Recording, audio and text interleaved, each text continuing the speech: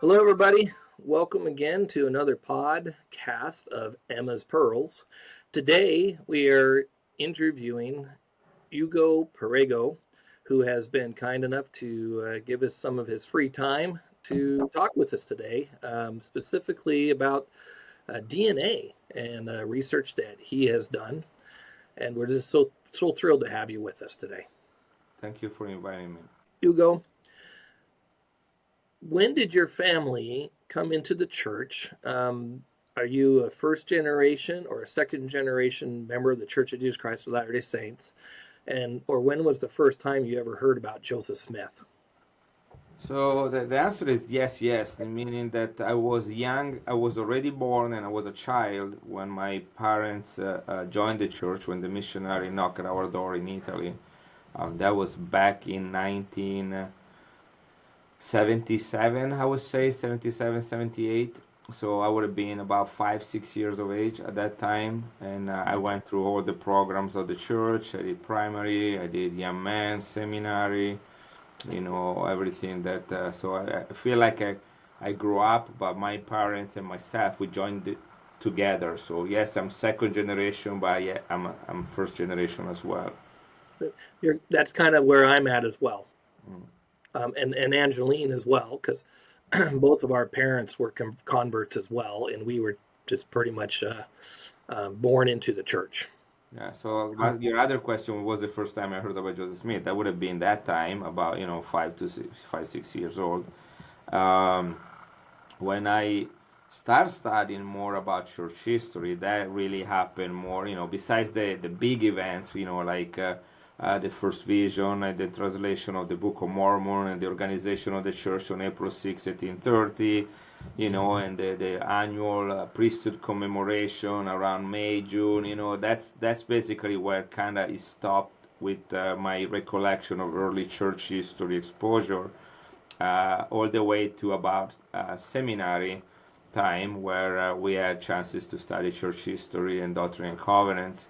And I did not like that very much. I didn't find it as interesting first, because I was always been, still to this day, very much attracted to ancient things. Even my research with DNA has to do with ancient population migration. So I always kept um, the particular interest in studying Old Testament, New Testament, and the Book of Mormon, and some of the content of the Pearl Prize with regard to that.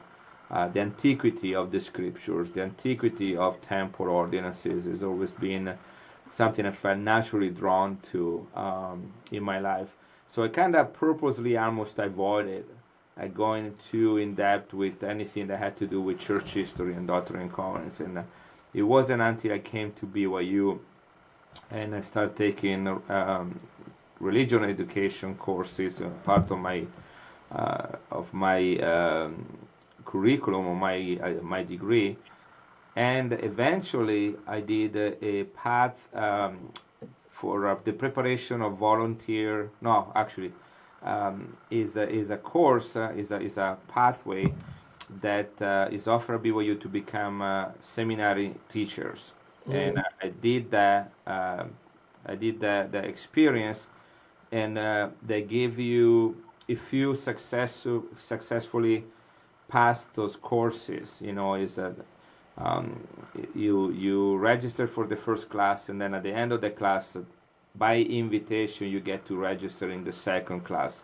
So even if you want to register for the second class, unless the instructor says you can, then you stop right there, right? So I did everything up to when they gave you an actual seminary class to teach for a year, and it happened to be Doctrine and Covenants, and I was like, dang it, like I could have Old Testament, New Testament, Book of Mormon. I was so excited to prepare it, and the one book I did not want to teach, that I did not feel naturally drawn to, is the one that I'm going to teach. And so that was, uh, and I did take Doctrine and Covenants and Church History as part of my required class for BYU. But I think that was I think it was 1998. I remember that was mm, really where I had to come to. get to know Doctrine and Covenants and church history on a different level because I was teaching that and I wanted to do well and I wanted to master that content in a way that I could be successful in eventually being hired as a full-time seminary teacher, something that luckily did not happen, luckily because um, I chose to get more into science, which, Mhm. I enjoyed that. I did have my share of working for the church education assistant for many years, and still volunteer for that. But when it comes to actually get to know, like going back to your original question, it is a very long answer for a short question. It's like, yes, I heard of Joseph Smith as I was 5 or 6, but I did not get to know him the way that I wanted to know. I should have known him until I was put in a situation of having to teach that material for a seminary class in American Fork, I remember. And I took that very seriously to the point that I actually, as a poor college student, I figured a way to save enough money, get on a plane, and go to Missouri and to Illinois by myself the summer before I was supposed to teach and visit for the first time all the church history sites, including Independence, Far West, Adamant de Haman, Liberty Jail, and eventually Nauvoo and Carthage, which brought the whole black and white scenario of church history into three-dimensional, full color in my mind, and it's been a nice journey since then. I regretted not having to study that sooner, but yeah, that's it. Well, That's awesome. now how about your parents? Did they ever share with you um, what touched their spirits to bring them to convert? And what was it about the story, the first vision of Joseph Smith, to your parents? So it was my mother, as often happen, women are much more sensitive to spiritual truth than men are. She immediately embraced the restoration message and the Book of Mormon. Still to this day, she is very a defender of the faith. Very much, the flame has not gone cold, and after now, if you're thinking about it, we're almost looking at 50 years Yeah. of being member of the church. She gives away Book of Mormon as gift as many times as she can possibly do, and talks about the church with everybody she meets, and she's not shy about it. She's not ashamed of the gospel, and she's a true believer, 100%. Great example. I almost envy her because she kept her testimony pure and founded on spiritual truth and spiritual Mhm. witnesses. Too many times we feel like that's not enough, and we go on this intellectual journey, and we almost feel like, well, I got to put my faith to test. I got to doubt some of these things so that I can, you know, being born again into my testimony, stronger and better. But on the other hand, I look at her and I was like, she's living the gospel as pure as the gospel was meant to be. Yeah. She relied heavily on the testimonies of and the experiences that the Spirit gave her, and she lives by it. She doesn't need anything else. She's complete with that. It- Faithful temple goer and so on. My dad came around about a year later, and which at that time, I don't know if things have changed, means that she could have not been baptized for almost a year, but Wow. faithfully went to church every Sunday for a year as a non-member. Took me and my daughter, my sister, which were we were the only two of 5 children born at that time, Mhm. and so I remember going, with church to church very early with her, and resisted the opposition that my father put in our way to practice and grow in the faith. To the point that the missionary, of course, stopped coming to our home because she wasn't Yeah. getting baptized. So what's the point there? She knew everything about the church now, and this was a great time where the bishop, the branch president, was inspired to give two very good brothers. Uh, at that time, it was called home teaching, right? But they did really ministering. the concept of ministry. And they would come and minister to my mother, although she was not a member, she was not on the record, and there was absolutely no obligation to do that. Mhm. Yet they did it. Every soul was important, and that testimony, the example, the steadfastness of my mother was very important to me as a young child, and eventually to the conversion of my father a year later. Now, where did they get baptized? We were in a town near Milan, Italy, Okay, northern I, Italy. Yeah. I've been to Italy. So while we're talking about Italy, will you tell us where you're from and what got you into the DNA, um, well, everything that you do scientifically? All right, I'm gonna try to keep this one under 5 minutes. It's very simple. I was born and raised in Milan, and my family always lived in the suburb of Milan, within 20-30 minutes from the city. We consider ourselves, pure blood of the northern Italian Milan area heritage. And when I decided to go on a mission in my early 20s, I was 21 years old. I was assigned to the California Sacramento mission. That's been a key point, because up to that point I did not speak English and I could not read English. And I never really made it a priority, although English is the main language in the church. I never felt like I was that inclined to do that as well, until again I was forced to learn it as a missionary in the greater Sacramento, California area. Hmm. That was an important step, not only to me, to learn the language of the restoration, but my mission president, who was with me the whole time. We started together, so I was with him the full 2 years. Was a barely retired. I mean, he literally retired like a couple months before he was there as a mission president, from church education in church history. So he was a retired BYU, at that time was Rexburg, professor of church history and Doctrine and Covenants. And he treated us missionaries as students more than missionaries.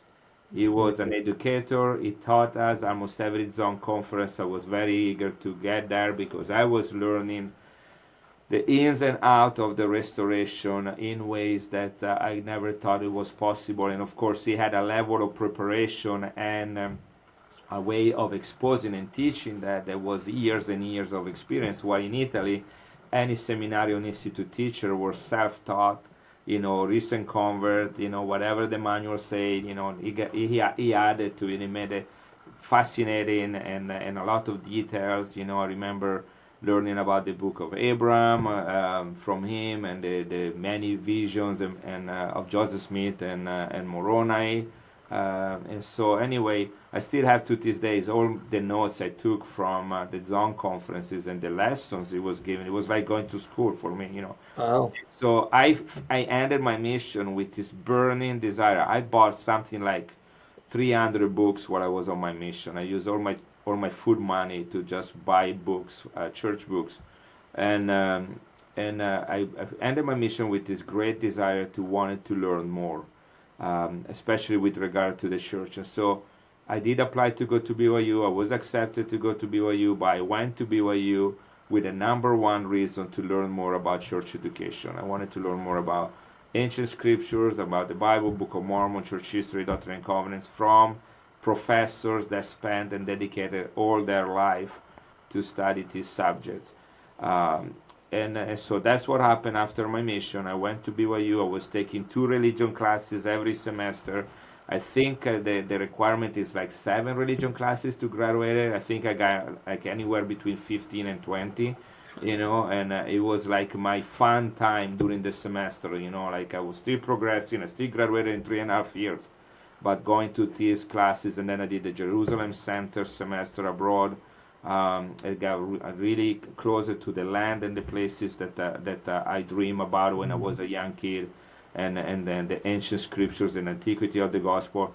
And when I was at BYU studying these things, I came back from my study abroad in 1997 from Jerusalem, super excited. Best experience I ever had in my life, particularly as a youth, to go to Jerusalem and spend a semester there. And I came back with this burning desire to like, I want to really do this full time. I'm gonna teach this full time. I started doing those classes, but this happened. This was one of the most important points with regard to my interest in DNA and my career, is that my BYU student bishop was released during the summer while I was gone to Jerusalem, and a new one was called. And the new one happened to be Professor Scott Woodward, who was the molecular biologist, uh, was a molecular biologist at BYU. And while I just returned from Jerusalem studying the scriptures there, he also returned from Jerusalem after 1 year sabbatical working at the Hebrew University, studying the DNA of the Dead Sea Scrolls. And so he's now my bishop. I learned what he's doing. I learned where he's been. He has this amazing lab on campus called archaeogenetics, using DNA to study ancient population and ancient remains.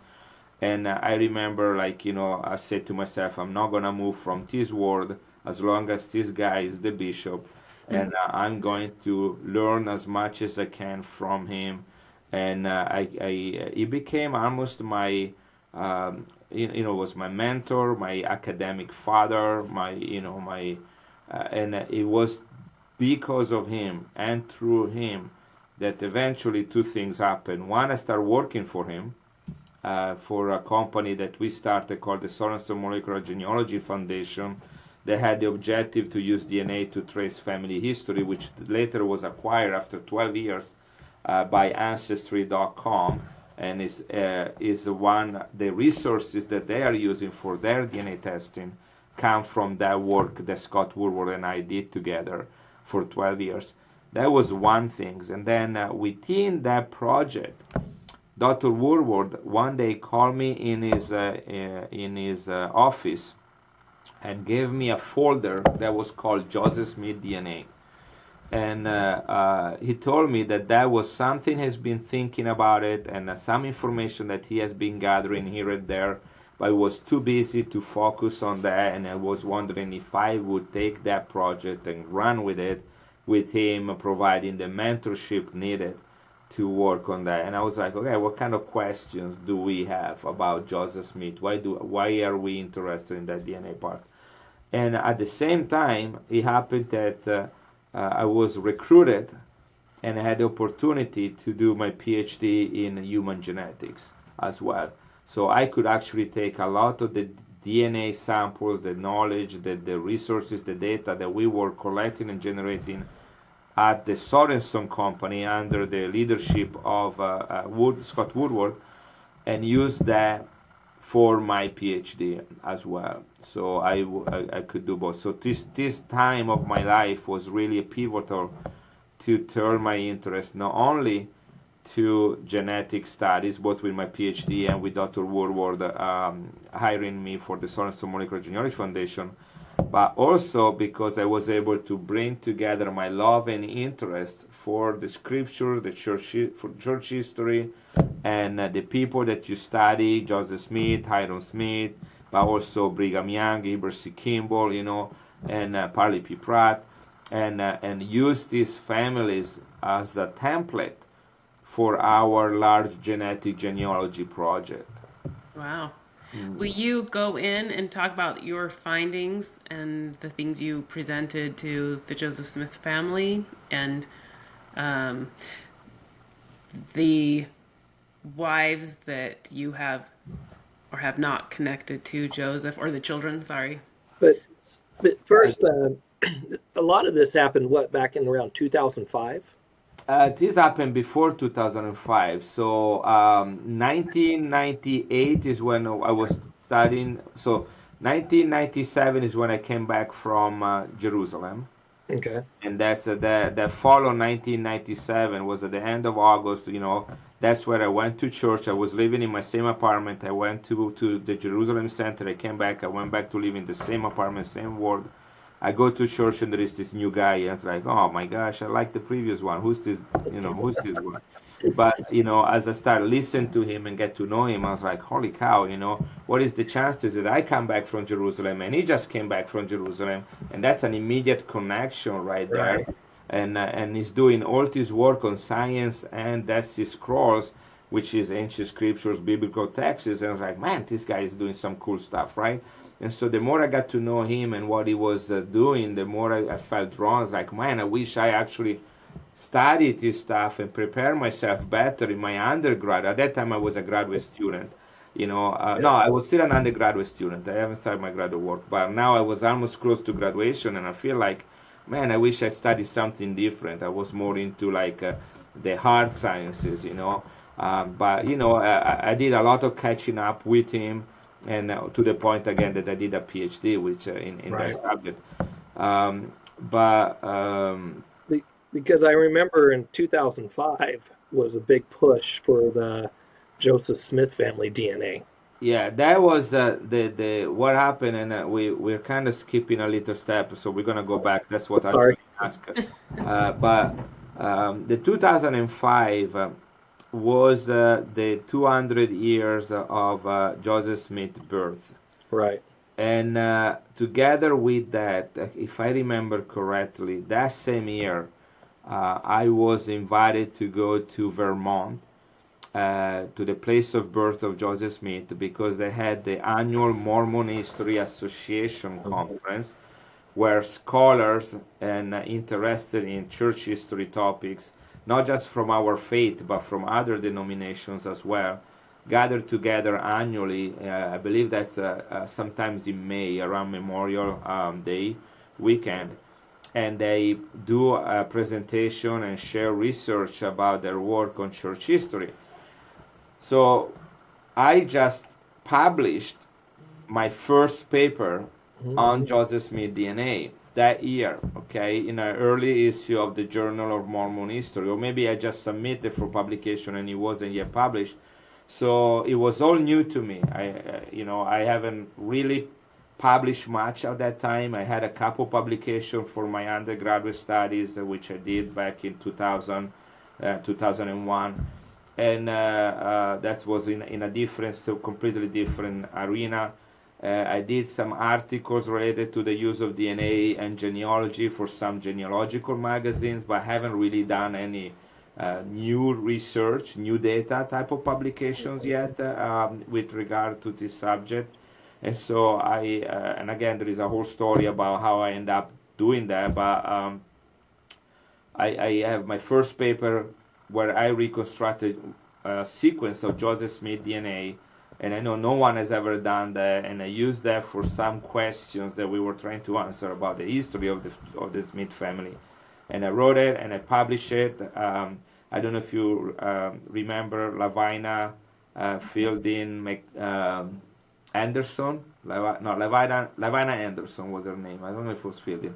Lavina Anderson. She was the editor of the Mormon Journal of Mormon History at that time, and she was another mentor to me because again it was my first time to write on this subject, so I needed a lot of guidance on how to present the finding and English is not my first language, so you can see also things are clear in my head, but when they come out, they usually they're not as cool or as clear.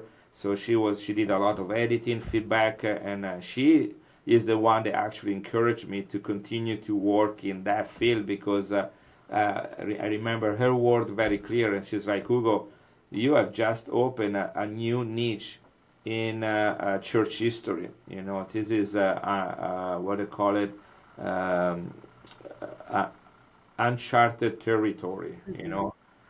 With regards to that. So that's how I end up in 2005, first to the Mormon History Association. Um, Elder Marley King Jensen was a church historian at that time. He announced the Joseph Smith Papers Project at that conference.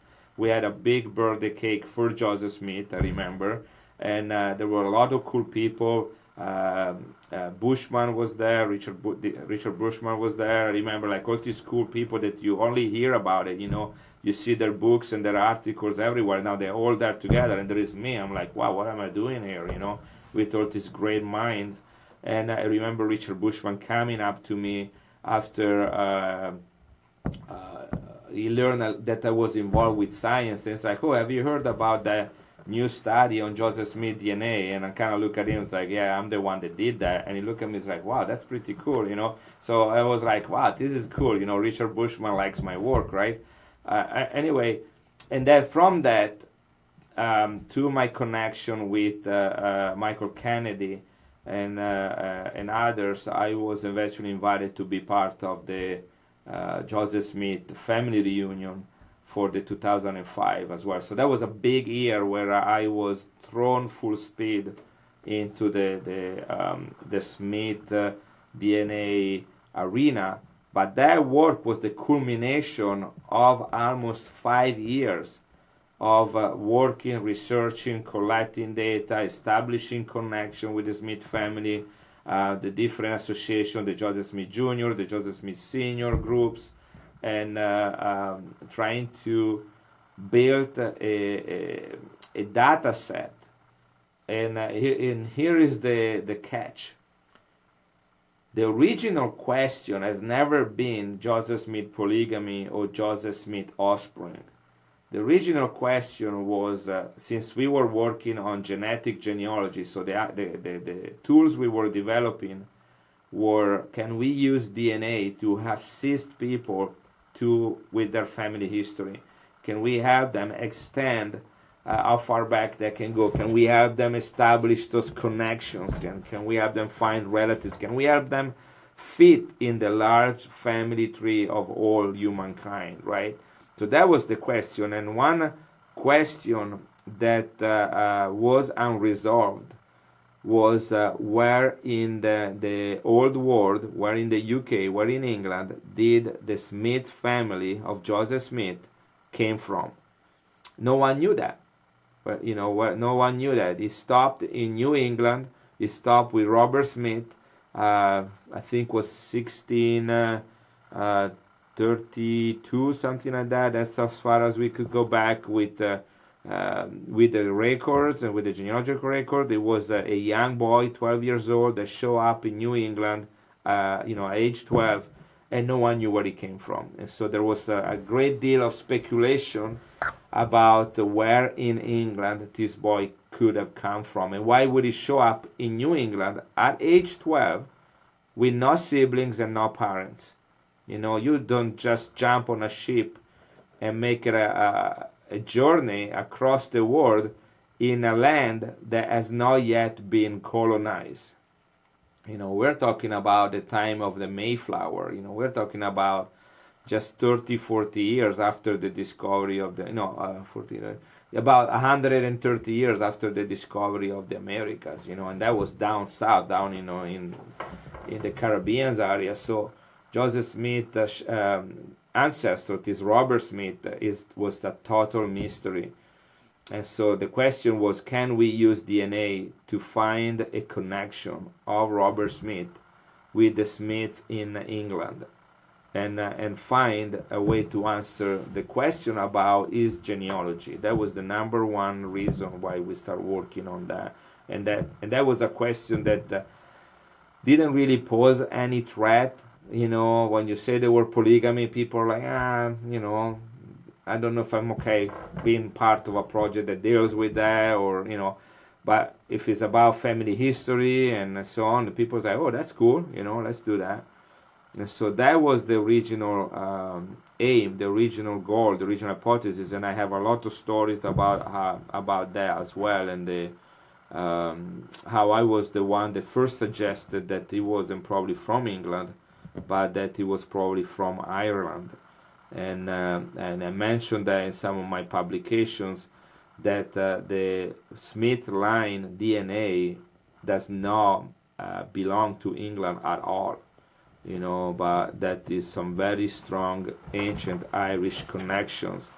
And then that was confirmed in the last few years through genealogical research. I think it was something published in the Joseph Smith newsletter that comes out once in a while, about how they were able to find some records about this connection to Ireland genealogically. But I did that 20 years earlier with the DNA, So anyway, that was the first things, and then that was again 2001, 2002, 2003. That was the first times where I start connecting with the Smith family, and I say, I'm working on this. Is that possible for me to get some DNA samples, specifically from the older individuals in the family? So I met people like Gracia Jones, and Michael Kennedy, and the community of Christ Smith, Lachlan Mackay and his family, and everybody was very nice and very cooperative, and that was the original question. If you want me, I can tell you the next step. Right Yeah, now what happened. I would love to hear. Yes. So one day I'm on my desk in my office at Sorenson, and I received this phone call, and the man on the other line was a descendant of Moroni Pratt.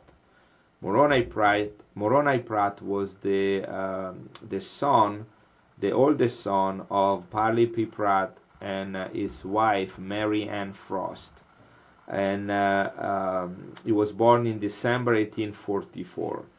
And this man was contacting me and says, I heard that you are working on Joseph Smith DNA. And I was like, yeah, man, in fact, I actually have his genetic signature reconstructed. I am pretty confident, I'm very confident that this belongs to Joseph Smith. And so he said, I have been doing genealogy for my family line, for the Moroni Pratt, and he was a sound individual.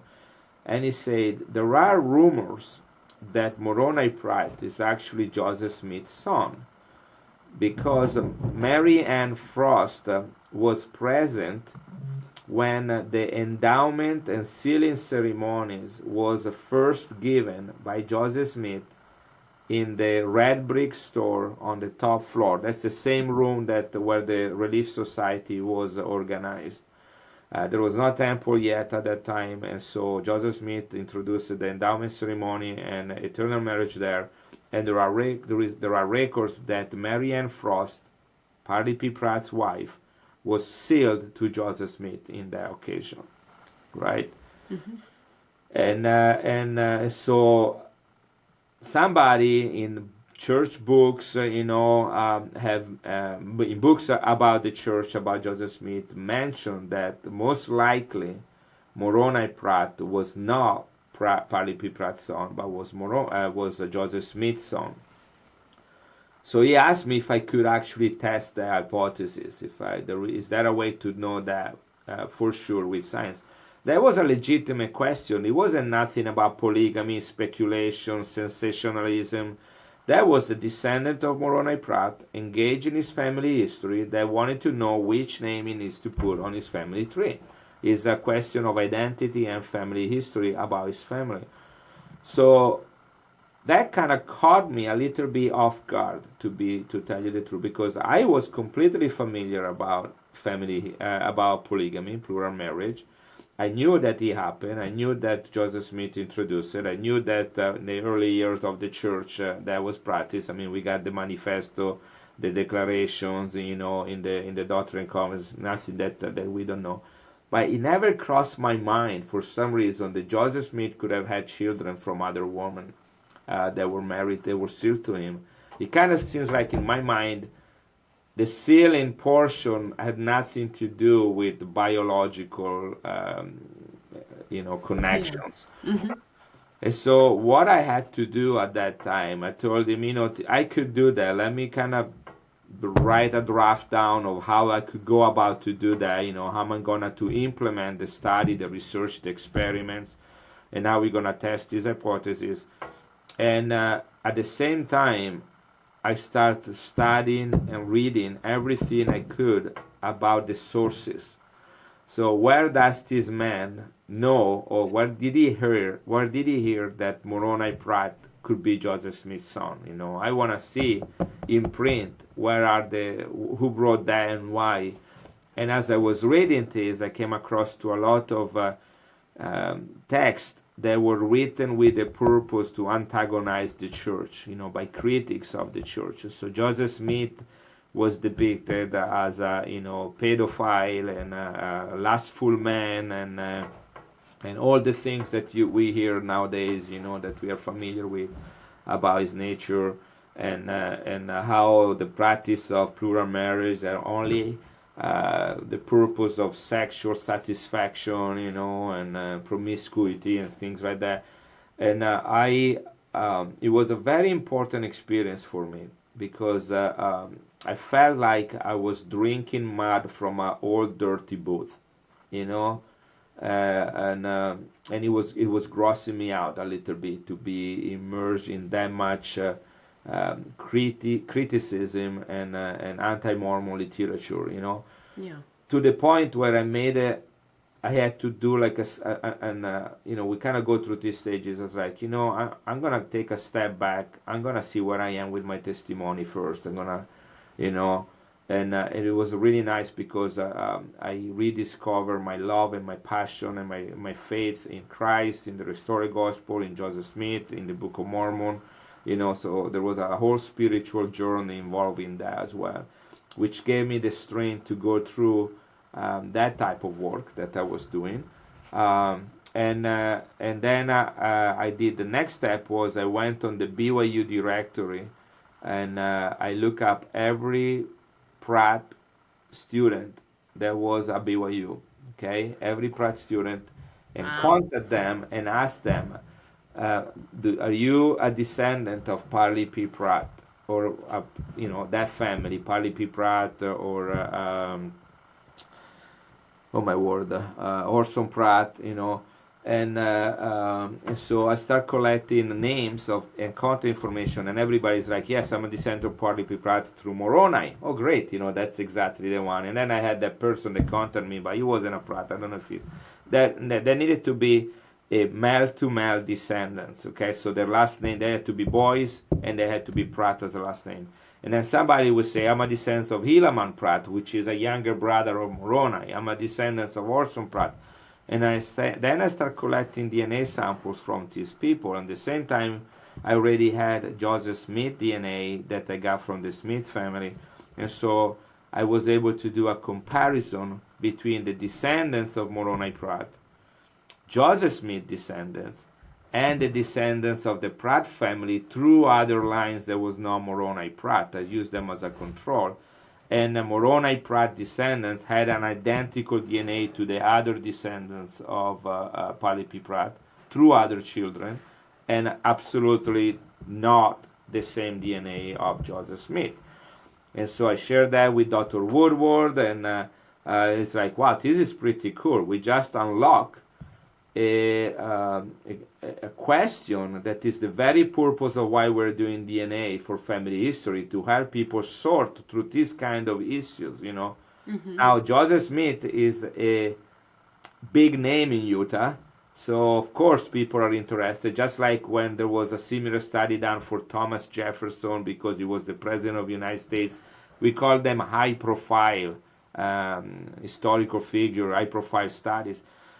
But the reality is, you and I may have the same type of questions without necessarily having an important, famous historical figure in our DNA, in our story, in our genealogy. We just want to know sometimes who are we are descendants of from. So anyway, that was the very beginning of the whole involvement with the Smith family, with DNA, with Joseph Smith, with answering the question about his ancestry. And now it turned out to be we could use the same tools, not just to look back at the past, but to look toward the present time. So not only his ancestry, but also his posterity. Yeah. And as that started, that opened a whole new can of worms, because now you have several of these cases, where people have written or claim that Joseph Smith fathered this boy or this girl from other woman other than Emma that he may have been married to or sealed with, and perhaps have children from this other woman. So start with Moroni Pratt, and then it was Zebulun Jacobs, and then it was somebody in the Hyde family, and just the list went on, and I think there is like a non-official list of potentially 12, 15 children that have been linked to Joseph Smith. Some have stronger historical what's it called context, a strong historical, like where the actual event is contextualized within documents that have been recorded, have been written, journal entries, books that have been published. Even in the library, in the church, in the Salt Lake City library, I found a record written by Parley P. Pratt, where he says that he's giving birth to these children, but they will all be Joseph Smith in the eternity. So it's gonna be only their biological father, but not their spiritual father, because Joseph Smith was sealed to the mother through to his wife. So Parley P. Pratt is like, okay, I'm giving just birth to them. So a lot of interesting things about what sealing and marriage and for time, for eternity, some of those things we never know. We are limited to what history has, what has survived to our days, and then our interpretation of that.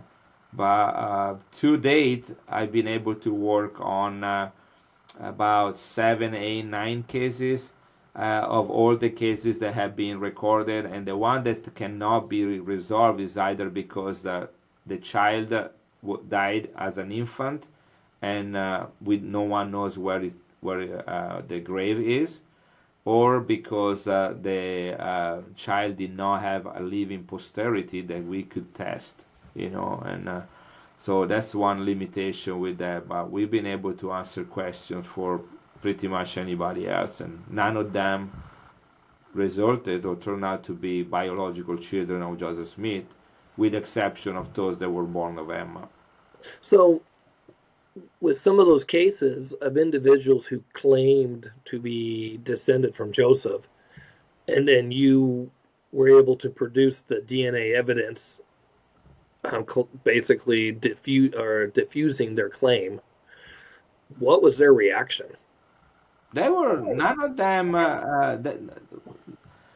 So, with one exception that I'll mention you in a second, but everybody else either they were seeking information about their family history, and so they were glad to have an answer, right? Such as the Moroni Pratt That's the descendant. Moroni part. Yeah, no one was like, "Oh, I want to join the Joseph Smith Club, and I hope to get a membership in the elite club." And so, man, I'm really hoping to be a descendant of Joseph Smith. Oh, dang, I'm not. Now my life is miserable. No, none of those people were thinking in those regards. Mm-hmm. Most of the people that I be, and if you know the Smith descendants, right? Some people are very happy to be Joseph Smith descendants, and some don't even care, and some don't even want you to mention it to them, because they might not like that they are associated with that figure. Not everybody that is a Smith descendant is a member of the church or Right. of any churches or involved with any branches of the restoration at all. In fact, people sometimes look them up and seek them out, and they are bothered by that. So anyway, the Yeah. same thing happened outside the Smith family. It might be one person or two people that are interested in that question, while everybody else don't care. They don't even ask me why I need a DNA sample. Sometimes they just give it to me and that's it, right? And or that's what they did. So the one exception was the family, the descendants of Josephine Lyon, and Mm-hmm. she was born from a lady named Sylvia Session. Yep. And Sylvia Session was married to a man called Windsor Lyon, and they were married and lived in Nauvoo. And there are circumstantial evidences, and lots have been written about how Windsor Lyon at some point grew tired of the church, left his wife, and Mm-hmm. went somewhere else. Now we know that he wasn't that far away. He didn't go like to another state. It was somewhere in within a relatively short distance from his wife. But at that time, again, I'm not an historian, I'm not a lawyer, okay, but it seems to me that back in the 1840s, if you leave your wife and you stop providing for her, that's ground for divorce. Meaning you don't need to have an official divorce act. You can seek one out, you can obtain one out, but that is sufficient for the woman to remarry to somebody else. Basically, the marriage is no longer valid if you Yeah. abandon the family or whatever, you know. And so at that time, seems like Joseph Smith was sealed to this woman, okay? And when she, so this is happened when Joseph Smith was alive, right? Now, Yeah. go forward about 40 years, right? At the end of the 19th century, and Sylvia Session now is on her deathbed. And she talks to her daughter named Josephine, which is an interesting name, right? Mm-hmm. Josephine. Mhm. And he tells her that she is not because Windsor Lyon eventually came back, by the way. Okay, Right. the two were married again, and then he also was married to another woman and had children from her. I don't remember when that happened. I think eventually they might have divorced again. I don't remember the details of their marriage and family dynamics. But the point is, we have now descendants of Josephine, and we don't know if they are from Joseph Smith or from Windsor Mm. Lyon, and then we have descendants of Windsor Lyon from another woman, right? Right. So, so here on her deathbed, Josephine, you know, I think it's about 1880, 1890, somewhere in there, call her daughter Josephine to her deathbed and says, you know, I want you to know, and there is this statement that it is affidavit that you are not the daughter of the man that raised you, Windsor Lyon, Mm-hmm. but you are the daughter of Joseph Smith. Oh. And it's like, and this happened when your father, when Windsor Lyon was away from the church, okay, when he left the family. And that document, though, this is another important detail that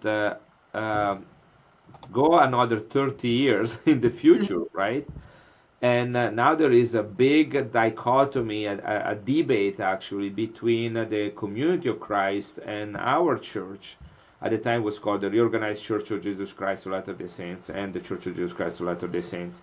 Whether Joseph Smith was indeed the one that introduced polygamy, or if it was Brigham Young, and then Right. Brigham Young, to trying to make a legitimate claim, gave the credit to Joseph Smith, and Joseph Smith now is dead, he's not there to defend himself. So Brigham Young says, you know, oh no, no, no, I'm not doing this because I want to do it, but Joseph Smith is the one that taught me. You know, he was the first one. So there was this huge debate because the Reorganized Church of Jesus Christ of Latter-day Saints, the president was Joseph Smith's son, Joseph Smith III.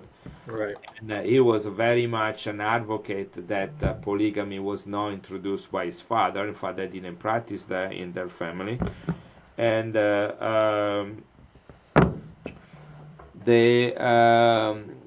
and the judge, the our church instead was saying, no, no, this is something that was Joseph Smith. And so what happened is that a number of women that were still alive and they were somewhat involved with polygamy and Joseph Smith Mm-hmm. were called to come forth and make depositions on about their involvement with polygamy. All right, and Josephine at that time came forth and made an affidavit.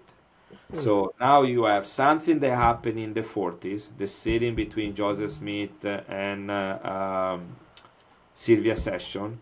And then you have a confession made 40 years later on her deathbed. And then you have 20, 30 years later the affidavit of what the mother say on her deathbed 20, 30 years earlier made by Josephine. Right? You see how, you know, we're moving further and further away from those events, and the person leaving the affidavit is actually not the person giving that deathbed confession, but is the daughter, because she Right. wasn't obviously present at the time of her conception and to know who the father is.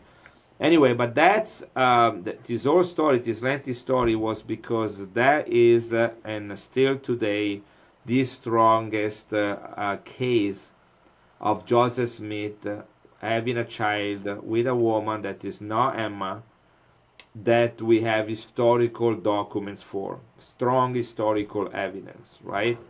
Mm-hmm. Now, the complexity of that study was that if it was a father to son relationship, we could have just a few people tested and a very simple DNA marker to use to confirm or disprove that claim. Right. But because Josephine was a daughter, she would have not got that marker from Joseph Smith, and of course, she would have not passed that on to the present time. So the technology at that time, when I first learned about that back in 2005, was Mm-hmm. not available to answer that question. Oh, wow. This is the technology that is currently used by company like Ancestry.com to do genealogy and involves a DNA marker called autosomal DNA, which again has become available after the 2005. So that require a larger number of people to be tested, both among Josephine descendants and among Joseph Smith descendants, with some controls from Hiram Smith family and some control from Windsor Lyon descendants from his second marriage. Okay. Right. And also, comparing all the data, in 2016, I presented that information to the Mormon History Association and made a publication. This time it was published in a forensic journal, a scientific peer-reviewed journal, with a smaller article in the BYU studies. And that also was confirmed not being the case, that Joseph Smith did not father that girl biologically, which then leave it to the historians to understand and interpret what does it mean to be the daughter of Joseph Smith, you know. Mm-hmm. So was she talking about spiritual terms, sealing terms, rather than because back in those days it was all the same, there was no difference between organic and spiritual connections, biological and spiritual connection. We make it a big emphasis today. Back in those days, it was kind of like the family that raised you or who you were sealed with, and there was no differences between heaven and earth.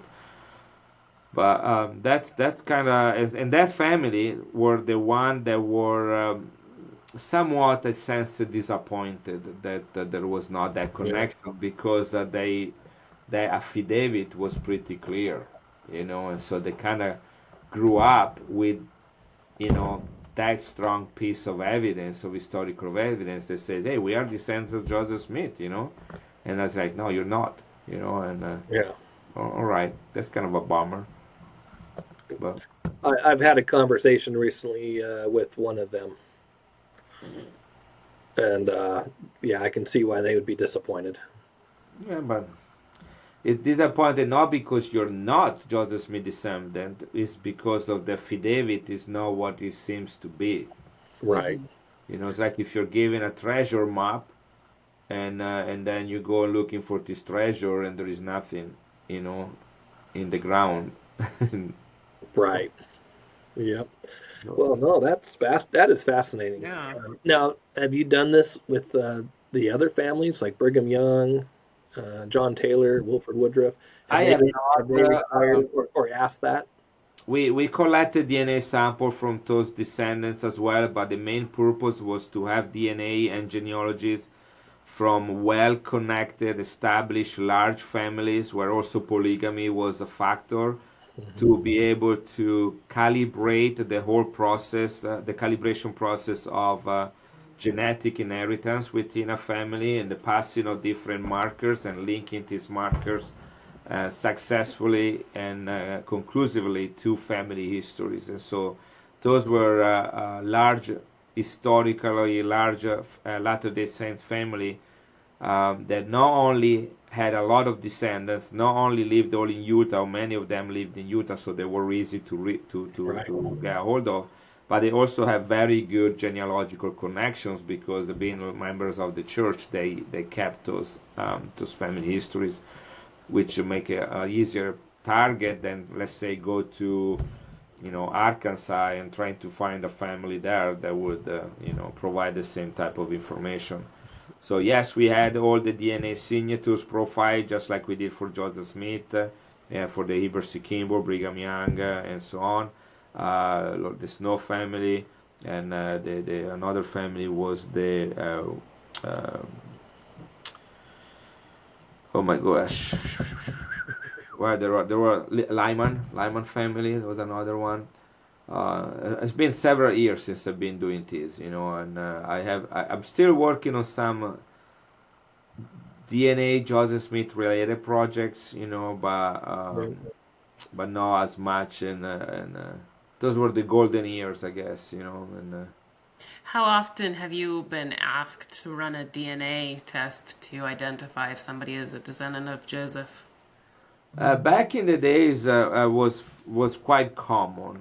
I also have access to a lab, so would allow me to, just run process samples very easy as part of our routines. In more recent years, I had to raise money to do that because I did not have an association with any genetic lab that I was working with. So I had to raise money to pay for those tests, and I did also some crowdfunding with GoFundMe, where I was raising money to pay for this test, and luckily I was able to get enough money to do those, especially with the case of Joseph Smith and Josephine case, which is more recent. Yeah. That's after um, the time of Sorenson. Sorenson So, was in 2012. how much does it cost to do that? Back in the day, it was about $80 to $100, and then that was mainly the Is that only per person? per person, yeah, Okay. per person. So, but it required more individuals to be tested than I did with the Y chromosome. Mm. Okay. So that's um, that's kind of like what was the only limitation. And then I remember Michael Kennedy was the one more adamant about forwarding me any individual that would make such claim. Yeah. And I can't really remember anyone, maybe one only, that actually we had a chance to test. And again, you have to have the right genealogy. Like Mhm.